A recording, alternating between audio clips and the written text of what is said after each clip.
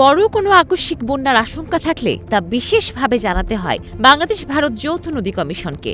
মুহুরী নদীর উজানে ভারতে গত কয়েকদিনের রেকর্ড বৃষ্টিতে পানির উচ্চতা দ্রুত বেড়েছে, পানি ছাপিয়েছে উপকূল, কিন্তু বাংলাদেশকে দেয়া হয়নি কোনো সতর্কবার্তা।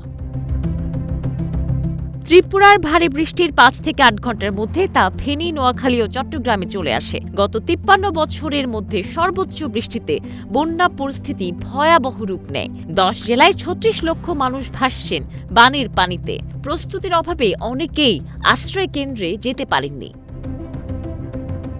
এদিকে বাঁধ নিয়ে চালু হয়েছে একের পর এক ষড়যন্ত্র তত্ত্ব। সামাজিক যোগাযোগ মাধ্যমের আলোচনা সমালোচনায় কেবল ভারতের বাঁধ খুলে দেওয়ার বিষয়টিকে কটাক্ষ করে অনেকে জানতে চেয়েছেন বাঁধের বিপরীতে বাঁধ বানাতে কত টাকা লাগে।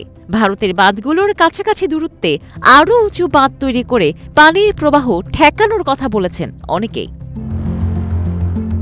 এ বিষয়ে প্রকৌশলী মোহাম্মদ তানভীরুল ইসলাম অমিও তার ফেসবুক স্ট্যাটাসে বলেন, পরিকল্পনা ছাড়া বাঁধের সামনে আরেকটা বাঁধ নির্মাণ শুরু করলে বাংলাদেশ পুরোপুরি মরুভূমিতে পরিণত হবে। তিস্তা নদীর উপর ভারত যে বাঁধ নির্মাণ করেছে সেটার নাম গাজলদোবা বাঁধ। তার পাশেই বাংলাদেশে নীলফামারীতে তিস্তা নদীর উপরে রয়েছে তিস্তা বাঁধ। এই তিস্তা বাঁধ উত্তরাঞ্চলে মঙ্গা মোকাবেলায় খুবই উল্লেখযোগ্য ভূমিকা রাখলেও এত স্বল্প দূরত্বে দুইটি বাঁধ নদীর পাশের এলাকাকে ধু ধু বালুতে পরিণত করেছে।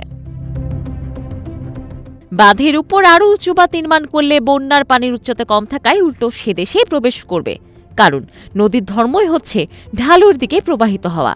তাই বাংলাদেশ অংশে একটা বাঁধ নির্মাণ করে দিলেই নদী উল্টো দিকে প্রবাহিত হয়ে ভারতে প্রবেশ করবে এমন সম্ভাবনা খুবই কম।